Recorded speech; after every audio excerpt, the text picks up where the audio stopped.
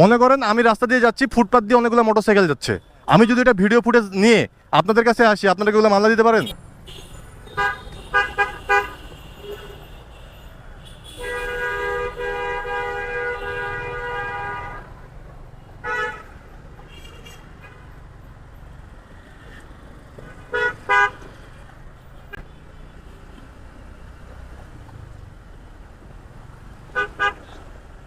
ভাইয়া এই যে পিছনের সাদা গাড়িটা দেখেন তো, এর হর্নটা দেখেন তো, অযথা হর্ন বাজাচ্ছে,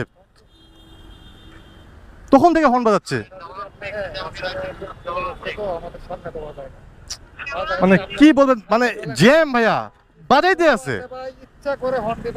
হ্যাঁ, বয়স কত কিছু বলাও যায় না।